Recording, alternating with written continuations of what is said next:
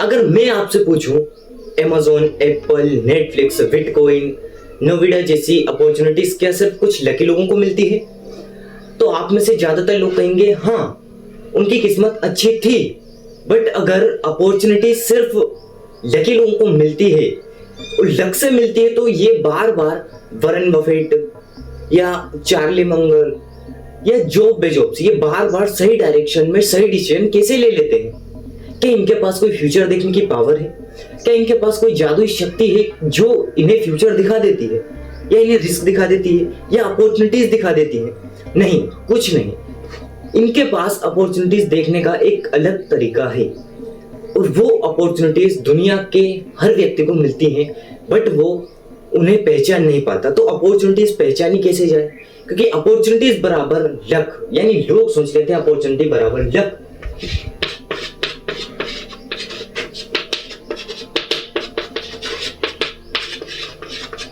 But opportunity बराबर luck नहीं है। यही सबसे बड़ा डिफरेंस है कि अपॉर्चुनिटी बराबर लक नहीं है। तो अपॉर्चुनिटी बराबर क्या है? यानी अपॉर्चुनिटी, ये अपॉर्चुनिटी बराबर है पैटर्न। पैटर्न, इसके बाद पैटर्न टाइमिंग एक्शन।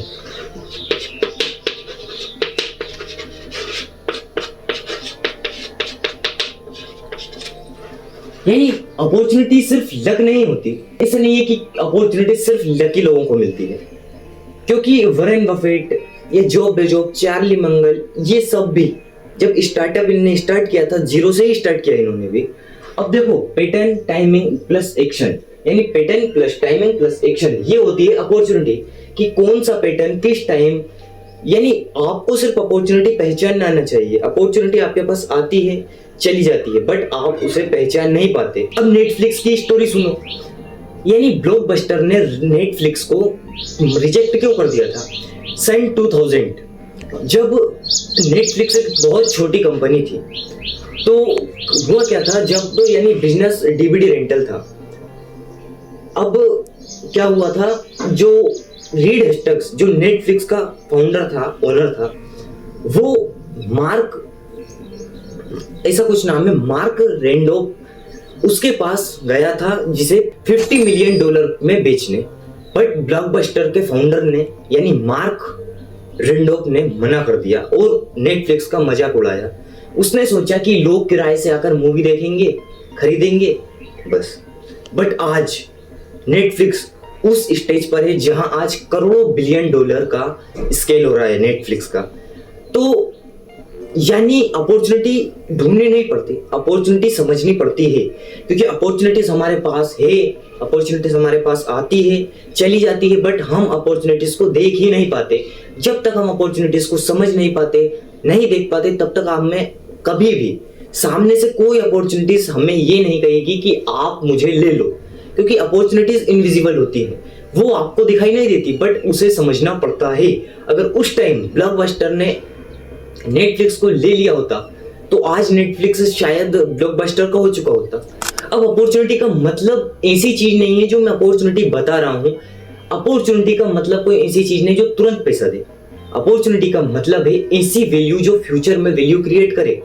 यानी अभी हमें नहीं दिख रही अपॉर्चुनिटी, या इसकी वैल्यू हमें नहीं दिख रही, ये अभी इनविजिबल है, बट ये फ्यूचर में वैल्यू क्रिएट करेगी। तो अपॉर्चुनिटी बराबर ना तो लक होता है और ना ही मैजिक होता है और ना ही प्रिडिक्टेबल। यानी अपॉर्चुनिटी बराबर ये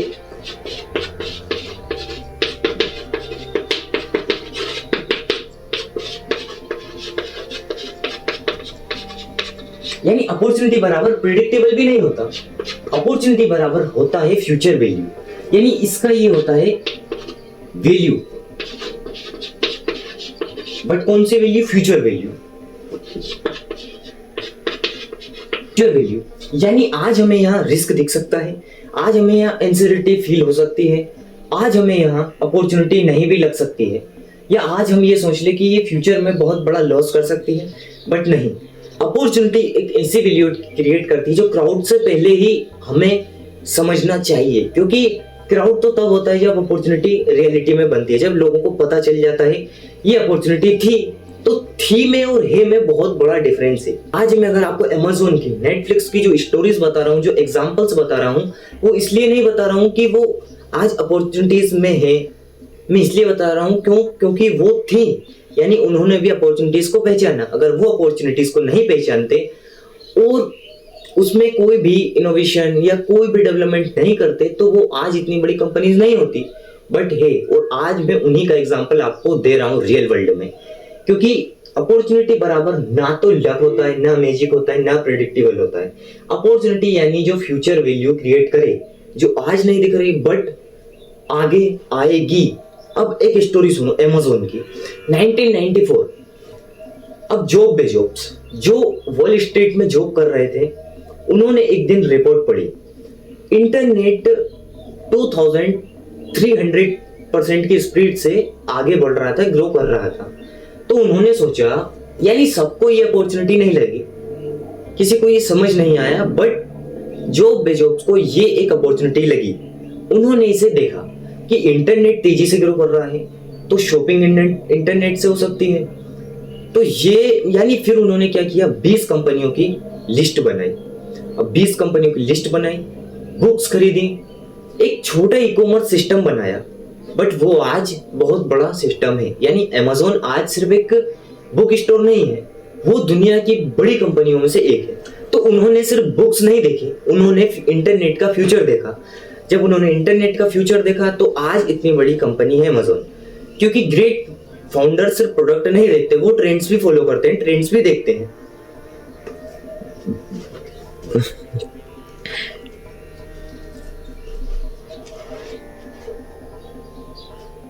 लेकिन अगर अपॉर्चुनिटी इतनी वैल्यूएबल होती तो 90% लोग उसे पहचान क्यों नहीं पाते? क्यों, क्या प्रॉब्लम अपॉर्चुनिटी में? नहीं, हमारा ब्रेन अपॉर्चुनिटीज क्यों मिस करता है? दुनिया जैसी है, हमारा ब्रेन उसे वैसे नहीं देखता। हमारा ब्रेन रियलिटी नहीं देखता, हमारा ब्रेन रियलिटी की इंटरप्रेशन देखता है। Reality, brain, meaning, decision. लेकिन अगर अपॉर्चुनिटी इतनी वैल्यूएबल होती तो 90% लोग उसे देख क्यों नहीं पाते, पहचान क्यों नहीं पाते? क्या प्रॉब्लम पॉसिबल है? अपॉर्चुनिटी जैसे है, दुनिया जैसी है, हमारा ब्रेन उसे वैसे नहीं देखता। हमारा ब्रेन रियलिटी नहीं देखता, हमारा ब्रेन रियलिटी का इंटरप्रेशन देखता है।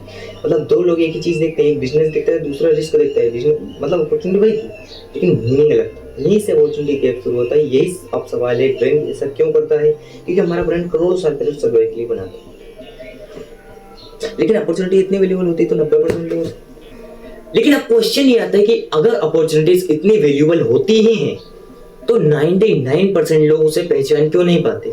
क्या प्रॉब्लम अपॉर्चुनिटी में है? नहीं, क्योंकि दुनिया जैसी है, हमारा ब्रेन उसे वैसे नहीं देखता। यानी हमारा ब्रेन रियलिटी नहीं देखता, रियलिटी के इंटरप्रेशन देखता है। क्योंकि आज से करोड़ों साल पहले हमारा ब्रेन सर्वाइवल के लिए तैयार था। वो पहले, यानी अब देखो एक स्टोरी सुनो। अब दो लोग हैं, दोनों एक ही चीज को देख रहे हैं। दोनों, अब पहले को क्या आइडिया आया, यानी पहले ने सोचा ये बिजनेस है, अपॉर्चुनिटी है। दूसरे ने सोचा ये रिस्क है, यानी अपॉर्चुनिटी अलग थी, सॉरी अपॉर्चुनिटी सेम थी बट मीनिंग अलग था। यही फंडामेंटल होता है। अब हमारा ब्रेन ऐसा क्यों करता है? यही फंडामेंटल है कि हमारे ब्रेन को करोड़ों साल पहले सर्वाइवल के लिए बनाया गया था।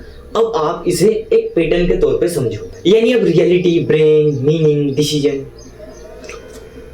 यानी अब रियलिटी, ब्रेन, मीनिंग, डिसीजन, ये सब अब इसे हम एक पैटर्न पे समझते हैं।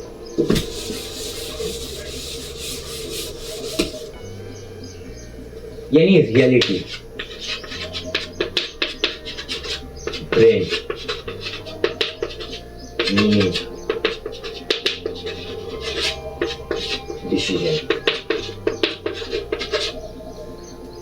वही मैंने कहा कि आज से करोड़ों साल पहले हमारा ब्रेन सर्वाइवल के लिए बना था, वेल्थ बनाने के लिए नहीं।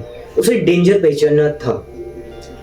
इसलिए जब भी हमारा ब्रेन कोई नई चीज देखता है तो वो ऐसे बिहेव करता है, रिस्क है, वेट करो, सेफ रहो। बट बिजनेस में, इन्वेस्टिंग में, इनोवेशन में जो ज्यादा देर से समझता है वो इतना ज्यादा ग्रो नहीं कर पाता। जो जितनी ज्यादा जल्दी समझता है उसी को रिवॉर्ड मिलता है। जिसने आज बिजनेस स्टार्ट कर लिया वही फ्यूचर में आगे जा सकता है। अगर आप सिर्फ फ्यूचर को देखते रहोगे या रिस्क को देखते रहोगे, वेट करते रहोगे, सेफ रहने की कोशिश करोगे, बट आप सेफ नहीं रह पाते। ये आपके ब्रेन का एक साइकोलॉजिकल पॉइंट है जो आपको इल्यूजन में डालता है कि आप सेफ हो, आप सेफ हो। अगर आप कहीं जॉब करते हो, आपको तब भी ऐसा लगता होगा कि आप सेफ हो, बट नहीं हो सेफ। ये आपकी जो सिक्योरिटी है, ये आपको सेफ नहीं रखती है, बट आपके ब्रेन ने आपको इसे सेफ्टी फील कराया है। ये चीज होती है। इसलिए अब देखो, एक स्टोरी सुनो। अब देखो, एयर 1 सन था 28। अब क्या हुआ, ब्रेन चेस्की और जियो गिब्बा दोनों के पास रेंट देने तक के पैसे नहीं थे कि तभी एक यानी डिजाइन कंस्ट्रक्शन चल रहा था, होटल फुल थे, तो इन्होंने अपने अपार्टमेंट में एयर मटर्स बिछा दी और नाम रखा एयर बेड ब्रेकफास्ट। अब लोगों ने कहा हम स्ट्रेंजर के घर रुके ही क्यों। लोगों ने अनसिक्योरिटी देखी, लोगों ने रिजेक्ट किया, यानी बहुत सी जगह से रिजेक्ट किया, यानी ब्रेन चेस्की और जियो गिब्बा को बहुत सी जगह से रिजेक्टेशन मिला। बट आज वो दुनिया की कंपनियों में गिनी जाती है। क्यों? क्योंकि उन्होंने अपॉर्चुनिटीज को पहचाना, ना कि सिर्फ लोगों को देखा, ना कि सिर्फ अनसेफ फील किया। उन्होंने अपॉर्चुनिटी देखी, यानी ब्रेन ने क्या देखा, stranger, danger, unsafe. But founder ने क्या देखा, अनयूज्ड मार्केट या अनयूज्ड डिमांड। ये चीजें होती हैं क्योंकि यही रेगुलेशन है। एक बहुत बड़ा मिथ लोगों का, वो सोचते हैं कि बिजनेस, हर बिजनेस प्रोडक्ट से शुरू होता है, बट ऐसा नहीं है। दुनिया की हर $1 बिलियन कंपनी प्रॉब्लम से शुरू है। यानी लोगों की प्रॉब्लम क्या है। अगर प्रॉब्लम ग्लोबल लेवल पे है तो ज्यादा स्केल होगा। यानी प्रॉब्लम मेन फंडामेंटल है प्रॉब्लम का। जो प्रॉब्लम सॉल्व करेगा उसके लिए बड़ी अपॉर्चुनिटीज है, और जितनी बड़ी प्रॉब्लम होगी उतनी बड़ी अपॉर्चुनिटी होगी। अब अमेज़न ने क्या किया, उसने चॉइस की प्रॉब्लम खत्म कर दी। और यही ये उबर ने क्या किया, उसने ट्रांसपोर्टेशन की प्रॉब्लम सॉल्व कर दी। और यही गूगल ने इंफॉर्मेशन की प्रॉब्लम सॉल्व कर दी। और यही चैट जीपीटी नॉलेज एक्सेस की प्रॉब्लम सॉल्व कर दी। ये होता है एक बिजनेस मॉडल। यानी पहले जो आती है वो आती है प्रॉब्लम के बाद आता है नीड के बाद आता है सॉल्यूशन। यानी अगर आप चाहो तो आप जो मैं बोर्ड पर जो पैटर्न बना रहा हूं, आप उसे स्क्रीनशॉट के जरिए या आप उसे नोट कर सकते हो एक अलग बुक में, जो आपके बिजनेस में आपकी हेल्प कर सकता है। बाकी चॉइस आपकी है। अब देखो, प्रॉब्लम मेन फंडामेंटल है प्रॉब्लम। अब प्रॉब्लम, उसके बाद जो आता है वो आता है नीड, इसके बाद आता है सॉल्यूशन। Business, wealth. अब सिंपल सा प्रिंसिपल क्या है, प्रॉब्लम, जितनी बड़ी आप प्रॉब्लम ढूंढ सकते हो जो पब्लिक इग्नोर कर रही है, जो लोग इग्नोर कर रहे हैं, बट अगर आप जितनी बड़ी प्रॉब्लम देख सकते हो, समझ सकते हो और सॉल्व कर सकते हो, तो आपके लिए ये बहुत बड़ी अपॉर्चुनिटी होगी। अब जैसे पहला आता है जो हमारा, वो आता है प्रॉब्लम।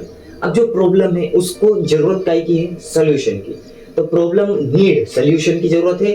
तो यहीं से अगर आपने प्रॉब्लम सॉल्व कर दी तो आपका ये बिजनेस बनेगा। बिजनेस यानी ये आपकी वेल्थ बनाएगा, ये आपके फ्यूचर में वेल्थ क्रिएट करेगा। ये होता है क्योंकि अगर अमेज़न ये देखता कि अमेज़न से पहले भी अगर कोई कंपनी हुई होगी, क्या है जो उससे पहले थी, तो अमेज़न भी, क्योंकि अमेज़न के साथ साथ या अमेज़न के पहले भी बुक स्टोर होंगी, बट उसके फाउंडर ने यानी जेफ बेजोस ने सिर्फ अपॉर्चुनिटीज देखी, उसने फ्यूचर देखा, ना कि सिर्फ प्रेजेंट देखा। क्योंकि अपॉर्चुनिटीज में प्रेजेंट देखा भी नहीं जाता, अपॉर्चुनिटीज में फ्यूचर देखा जाता है। और ऐसा भी नहीं कि अपॉर्चुनिटीज में प्रेजेंट को एकदम ही इग्नोर किया जाता है, ऐसा नहीं। और यही वजह है कि आज ओपन एआई आ चुका है, और एआई ने क्या किया, नॉलेज एक्सेस की प्रॉब्लम सॉल्व कर दी। गूगल है, इंफॉर्मेशन की प्रॉब्लम सॉल्व कर दी। या अमेज़न ही है, इसने चॉइस ही एकदम क्लियर कर दी, यानी चॉइस के प्रॉब्लम सॉल्व कर दी। और अब तो उबर आ गया, क्योंकि जो टैक्सी की प्रॉब्लम होती थी वेट करो, बट आज मोबाइल से टैक्सी मंगा लो, ये होता है। यानी उबर ने ट्रांसपोर्टेशन की प्रॉब्लम सॉल्व कर दी।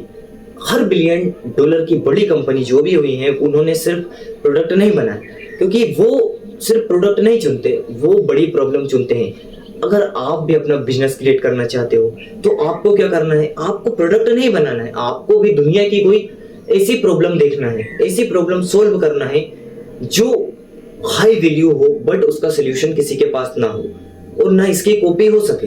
अब उबर की स्टोरी सुनो। 28 यानी सन था 28, बात थी पेरिस की। अब ग्रेट कंप और ट्रैविस क्लैनिक दोनों टैक्सी का इंतजार कर रहे थे। तभी उन्हें एक आइडिया आया, क्योंकि उन्हें वेट करना पड़ रहा था, टैक्सी नहीं आ रही थी, या टैक्सी आती कितने टाइम आती, ये पहले वेट करना पड़ता था उबर के आने से पहले। लेकिन उन्हें एक आइडिया आया और यही इसी आइडिया से उबर निकला। उन्होंने कोई टैक्सी कंपनी नहीं बनाई, उन्होंने वेटिंग प्रॉब्लम सॉल्व की। यानी उन्होंने कहा कि अगर फोन से टैक्सी मंगा सके तो, यही क्वेश्चन था। तो उन्होंने इसी की प्रॉब्लम सॉल्व की। उन्होंने टैक्सी खत्म नहीं की, टैक्सी की कंपनी नहीं बनाई, उन्होंने सिर्फ वेटिंग प्रॉब्लम सॉल्व की। ये होता है बिजनेस। तो फाउंडर क्या करते हैं, देखो फाउंडर कोई प्रोडक्ट नहीं बनाते, वो प्रॉब्लम सॉल्व करते हैं और वो प्रॉब्लम ढूंढते हैं, ना कि प्रोडक्ट ढूंढते हैं। अब जो इन्वेस्टर्स हुए वो कंपनी में इन्वेस्टमेंट नहीं करते, वो प्रॉब्लम के साइज में इन्वेस्टमेंट करते हैं। और जितनी बड़ी प्रॉब्लम होगी उसका उतना बड़ा साइज होगा, और जितना बड़ा साइज होगा उतना ज्यादा उसमें लोग इन्वेस्टमेंट करेंगे, इन्वेस्टर्स इन्वेस्टमेंट करेंगे। और जितनी बड़ी प्रॉब्लम होगी उतना ज्यादा ग्लोबल स्केल होगा, क्योंकि जितनी बड़ी प्रॉब्लम उतना बड़ा अपॉर्चुनिटी का आपके लिए हिस्सा। ये फंडामेंटल होता है। जहां लोग कॉम्प्लीमेंट करते हैं वहां अक्सर अपॉर्चुनिटीज छिपी होती हैं। अब नेटफ्लिक्स को ही देख लो, नेटफ्लिक्स ने भी क्या किया, उसने भी यही इंटरटेनमेंट डिस्ट्रीब्यूशन की प्रॉब्लम सॉल्व की।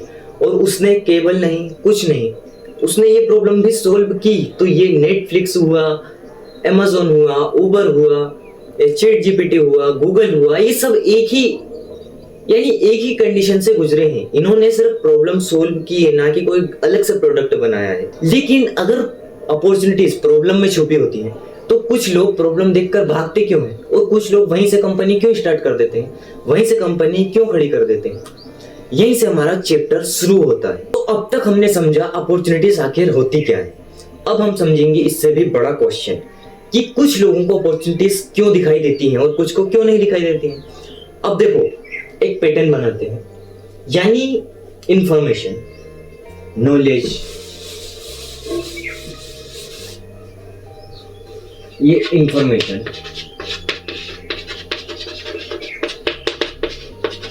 नॉलेज, इंफॉर्मेशन हुआ, नॉलेज हुआ, पैटर्न्स हुए, पैटर्न्स, प्रिडिक्शन,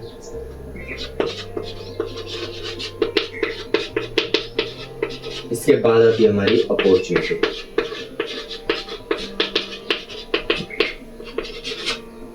अब देखो, information, knowledge, patterns, prediction, opportunity. तो पैटर्न्स, रेगुलेशन, यानी ये क्या होता है, ये कोई ऐसी चीज नहीं होती जो फ्यूचर बता दे कि यही हो सकता है। यानी फ्यूचर की कोई ऐसी शक्ति नहीं बता सकती जो फ्यूचर बता दे या आपको ये बता दे कि यही होना है। नहीं, ये सिग्नल्स देती है। अब बार बार अगर सिग्नल्स मिलते हैं तो आप जितनी जल्दी समझ जाओगे उतनी जल्दी आपको अपॉर्चुनिटीज मिल जाएंगी। अब देखो, लोग क्या करते हैं, जैसे अपॉर्चुनिटी को खो देते हैं। तो क्यों खो देते हैं? क्योंकि वो जल्दी समझ नहीं पाते, और जब तक समझते हैं उन्हें बहुत देर हो चुकी होती है, इसलिए अपॉर्चुनिटीज हाथ से निकल जाती है। यही फंडामेंटल होता है कि जितनी जल्दी आप अपॉर्चुनिटीज को समझ जाओगे उतनी जल्दी आपको अपॉर्चुनिटीज मिलेंगी। क्योंकि देखो, अपॉर्चुनिटीज बहुत से मामलों में प्रॉब्लम में ही छिपी होती है। अगर कोई प्रॉब्लम होगी तो आपको अपॉर्चुनिटीज मिल जाएंगी, यानी बहुत सी जगहों, क्योंकि अपॉर्चुनिटीज किसी भी बेस में आ सकती है। ये मैंने पहले भी बताया है कि अपॉर्चुनिटीज प्रॉब्लम के बेस में भी आ सकती हैं। तो अपॉर्चुनिटीज को सिर्फ पहचानना आना चाहिए, और ये होता है हमारा पैटर्न रेगुलेशन। यानी पैटर्न बार बार जो सिग्नल्स मिल रहे हैं आपको, ये आपके फ्यूचर में होने वाले, या तो आपकी अपॉर्चुनिटी को समझना होगा आपको। अगर नहीं समझोगे तो वो बहुत देर हो चुकी होगी जब आपको पता चलेगा। तो फिर यानी आपको सिर्फ इमोशंस में या फिर पछताने से कोई फायदा नहीं होगा। तो सही टाइम पे, यानी जो मैंने पैटर्न बताया था, पैटर्न और पैटर्न के बाद था जो हमारा टाइमिंग एक्शन। तो पैटर्न यानी पैटर्न ये होता है जो आपको सिग्नल्स देता है। अब बार बार आपको वही सिग्नल्स मिल रहे हैं तो आपको फिर सही टाइमिंग के साथ एक्शन ले लेना चाहिए, तभी ये आपको अपॉर्चुनिटी में कन्वर्ट होगा, वरना आपको ही लॉस होगा। आपको लॉस क्यों होगा? क्योंकि आप अपॉर्चुनिटी को अपने हाथ से खो दोगे। अब जेनसन हंग की स्टोरी सुनो।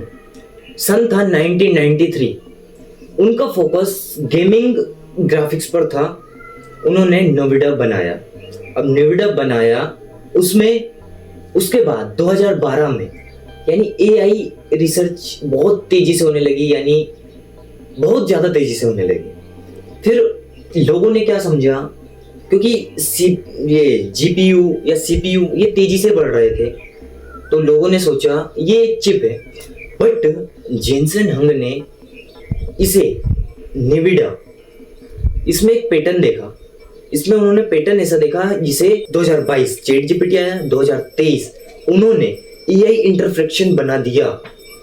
ये होता है बिजनेस। अब लोगों ने सोचा नोविडा इतनी तेजी से अचानक कैसे ग्रो हुआ, बट नहीं, 10 साल पहले ही पैटर्न क्लियर हो चुका था और शुरू हो चुका था वहीं से। अगर जेनसन हंग ने इसमें पैटर्न देखा बट लोगों को नहीं दिखा, तो आज नोविडा दुनिया की बड़ी कंपनियों में नहीं आती, बट आज आती है। क्यों आती है? क्योंकि उन्होंने सही टाइम पर सही अपॉर्चुनिटी देखी, सही एक्शन लिया, तभी आज उनका एग्जाम्पल इस डॉक्यूमेंट्री वीडियो में आया है। अब आप ये समझो, अगर नोविडा, जेनसन हंग अगर वो अपॉर्चुनिटी को खो देते तो आज इतनी बड़ी कंपनी क्रिएट नहीं हो पाती, इतना बड़ा क्रिएशन नहीं हो पाता, बट हुआ। इसके पीछे सबसे बड़ा रीजन था, यानी पहले उन्होंने गेमिंग ग्राफिक्स को देखा, बट 2012 के आसपास एआई को देखा। यानी टाइम के साथ उन्होंने उस चीज को नोटिस किया, और जैसे ही नोटिस किया उन्होंने अपना सिस्टम चेंज नहीं किया, बट उसमें पैटर्न्स चेंज किए। अब जैसे ही पैटर्न्स चेंज किए, अब 2012 में चैट जीपीटी आ गया, 2022 में चैट जीपीटी आ गया। अब 2022 में चैट जीपीटी आया तो 2023 में उन्होंने एआई इंटरफ्रेक्शन बना दिया। ये होता है पावर, ये होता है बिजनेस मॉडल, यही होती हैं बड़ी बड़ी कंपनी जो बिलियन डॉलर का स्केल कर रही हैं। ये इतना आसान नहीं होता बिजनेस बनाना, इसलिए इतने सारे लोग नहीं बना पाते, क्योंकि बिजनेस बनाना कोई खेल नहीं। बट जो इस गेम को समझ गया उसके लिए एक बहुत ही इंटरेस्टिंग गेम है। अब इसके पीछे की साइकोलॉजी समझो। अब एवरेज पर्सन क्या पूछता है, आज क्या चल रहा है, बट यही एक सिस्टम थिंकर पूछता है, पैटर्न थिंकर पूछता है, आज की जो छोटी चीज है उसे 10 साल बाद इतनी वैल्यू क्रिएट करके बहुत बड़ा कैसे बना दिया जाए। ये होती है पैटर्न थिंकर के थिंकिंग। तो बिजनेस का प्रिंसिपल है अपॉर्चुनिटीज ट्रेंड से पहले दिखना, ना कि ट्रेंड के बाद, क्योंकि ट्रेंड में, क्राउड में तो अपॉर्चुनिटीज की बाद में वैल्यू पता चलती है, बट ट्रेंड से पहले दिखना यही अपॉर्चुनिटी है। कई बार अपॉर्चुनिटीज सिर्फ हेडलाइंस में नहीं होती, वो होती हैं वीक सिग्नल्स में। जो बार बार सिग्नल्स मिलते हैं वही पैटर्न होता है। अपॉर्चुनिटी देखने वाले लोग एकदम अलग क्वेश्चन पूछते हैं। अब देखो, एवरेज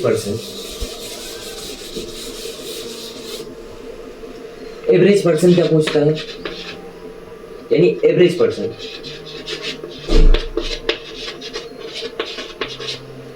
पर्सन पूछता है प्राइस, ये प्राइस। और यही सिस्टम थिंकर क्या पूछता है,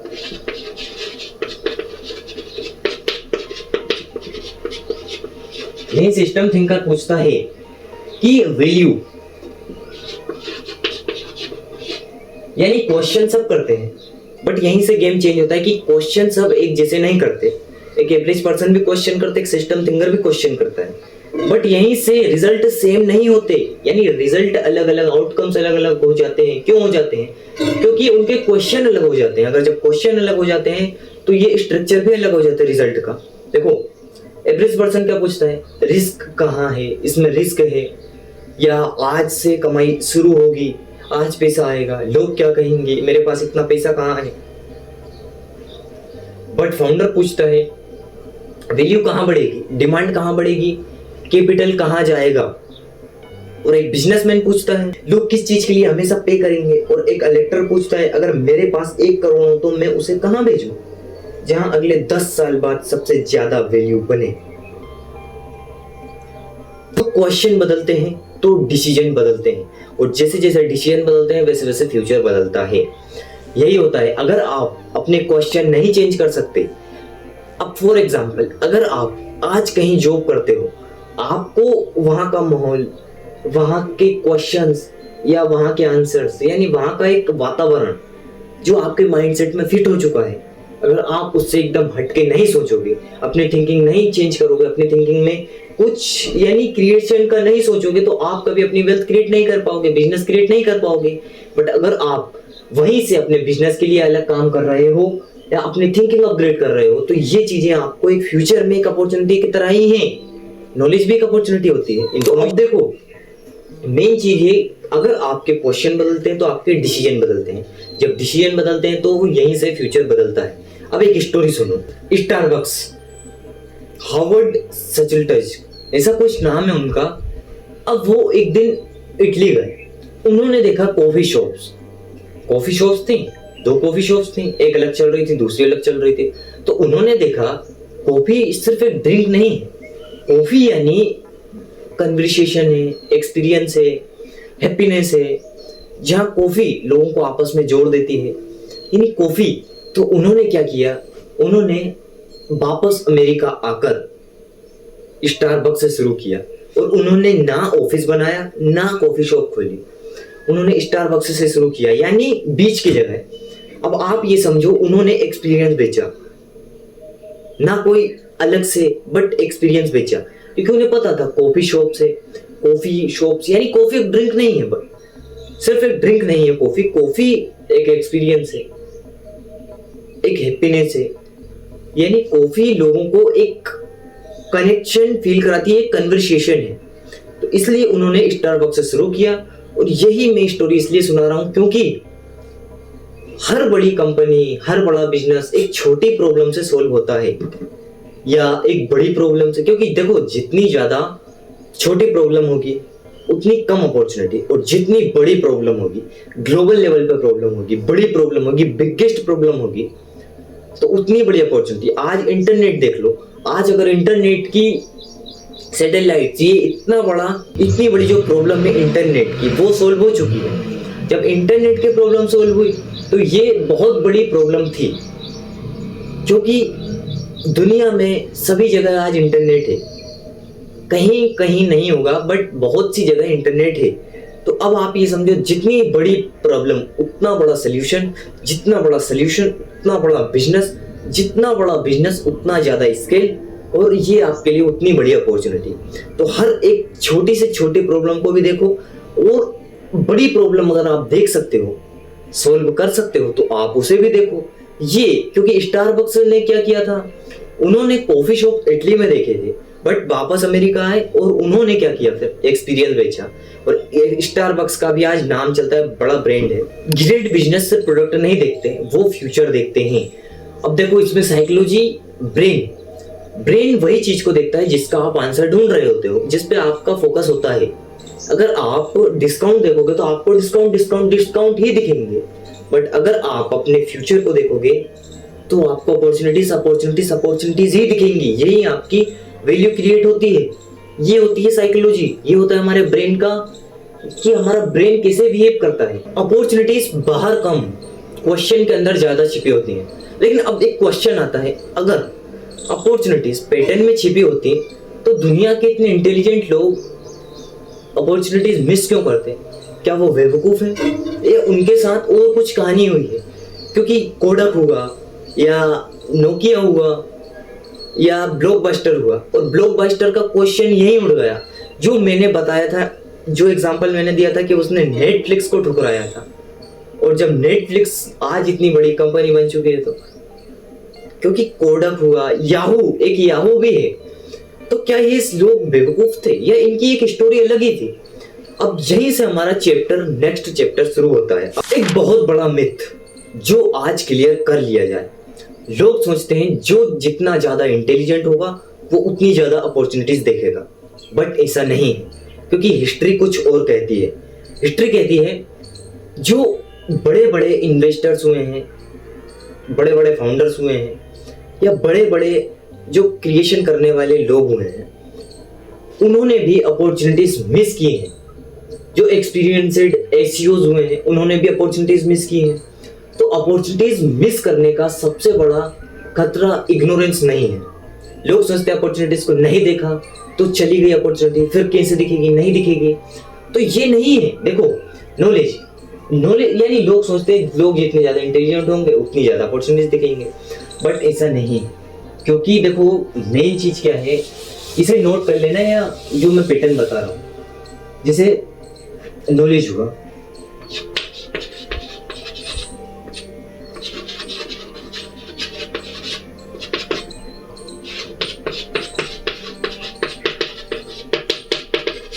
यानी नॉलेज बराबर अपॉर्चुनिटी नहीं है। तो फिर क्या है? नॉलेज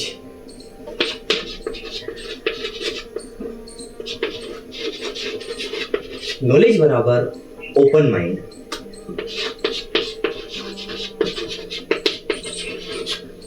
प्लस एक्शन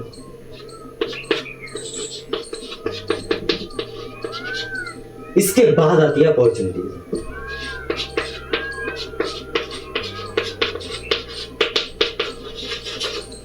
अब देखो, नॉलेज बराबर अपॉर्चुनिटी तो नहीं है, बट नॉलेज बराबर ओपन माइंड। जितना ज्यादा आपके माइंडसेट में ये क्लियर रहेगा, क्योंकि अपॉर्चुनिटीज माइंड का गेम है ना कि नॉलेज का।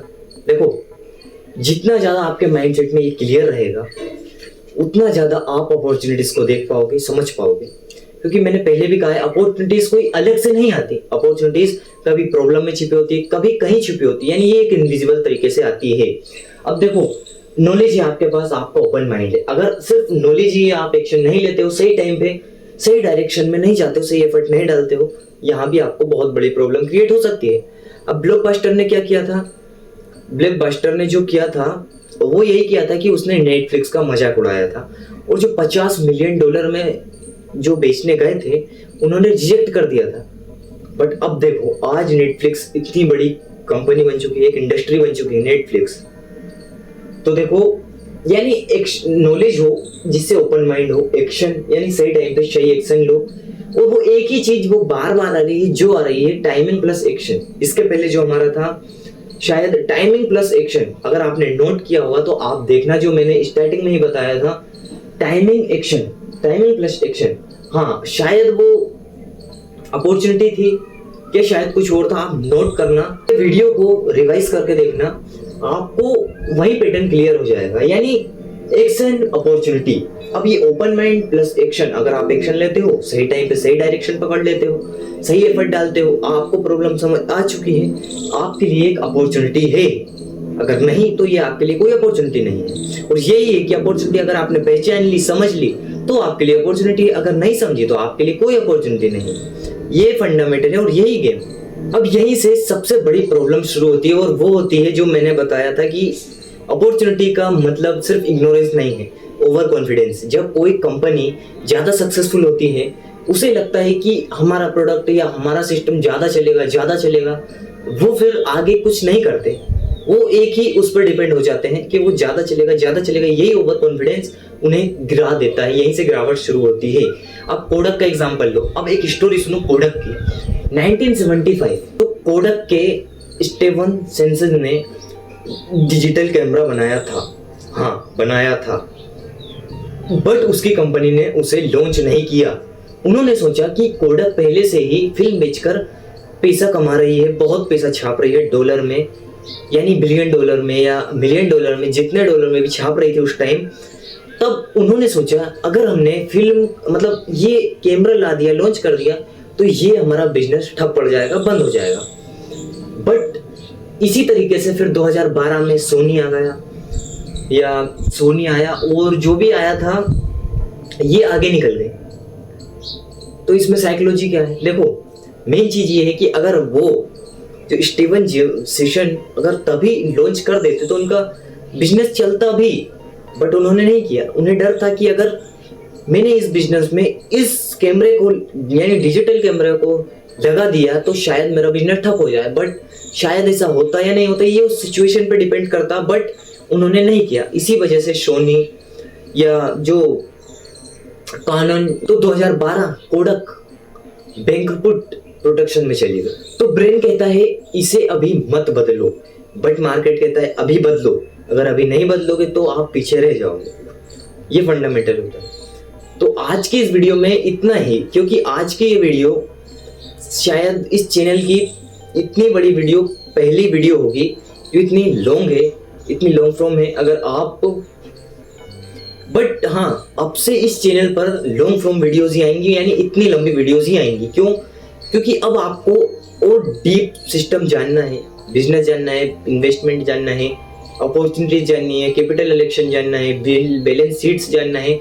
ये सारा जो फंडामेंटल है, यानी आपको फाइनेंशियल सिस्टम की लेयर बाय लेयर आपको डीपली जानना है, तो आप राज अर्थ चक्रवर्ती सम्राट हमारी इस कम्युनिटी को ज्वाइन कीजिए।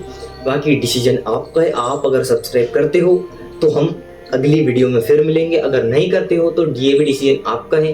बाकी अगर आप यूट्यूब पर यहाँ पर हमें सब्सक्राइब करते हो तो आप Instagram, Telegram, Twitter, WhatsApp, threads, LinkedIn, जहाँ तक हो सकता है वहाँ तक इस कम्युनिटी को ज्वाइन करो। सबका डिस्क्रिप्शन सबका मैंने बायो में लिंक दे रखा है, अगर नहीं दिया होगा तो मैं डिस्क्रिप्शन में दे दूंगा।